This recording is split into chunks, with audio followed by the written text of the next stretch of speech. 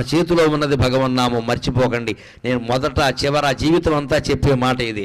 మీరు స్మరించండి, మీరు స్మరించండి. మనస్సులో స్మరించదలుచుకుంటే మడి లేదు, ఆచారం లేదు, స్నానం చేసే సమయం లేదు, భోజనం చేసే సమయం లేదు, ఎప్పుడైనా స్మరించవచ్చు. దానికి నియమం లేదు, నిష్ట లేదు, మనస్సుకి రూపం లేదు, కాబట్టి ఏ నియమం ఉండదు. అన్ని రోజులు పాటించినా ఒక్కరోజు కాళ్ళు కడుక్కోలేదు, దేవుడు అంత కక్ష కట్టడమ్మా.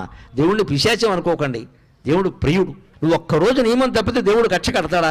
అలా అయితే దేవుడు అవుతాడా? అంతగా మనకు బాధ అనిపించింది అనుకో, అమ్మా ఏదో పొరపాటు చేశానమ్మా అని అమ్మవారి దగ్గర చెబితే క్షమించదా? ఆవిడ తల్లి అండి. భగవంతుడి దగ్గర భయం ఉండకూడదు, ఎప్పుడు హాయిగా చనువు ఉండాలి, ఒళ్ళో కూర్చునేలా ఉండాలి. గద, శంఖం, చక్రం, ఈ ఆయుధాలన్నీ వెనకాల వచ్చాయంటే నువ్వు నారాయణాయ నమః, ఓం నమో నారాయణాయ, ఓం నమః శివాయ, శ్రీమాత్రే నమః ఇలా ఏదో ఒకటి చెప్పిస్తూ ఉంటే సర్వాయుధాలు త్రిశూలం సహా నీ వెనకాల తిరుగుతూ ఉంటాయి. నీ జోలికి ఎవ్వడు రాడు, నీ ఇంటి జోలికి ఎవ్వడు రాడు, నీ భార్యా పిల్లల జోలికి ఎవ్వడు రాడు. వస్తే మటాష్, తిరుగులేదు ఇంకా.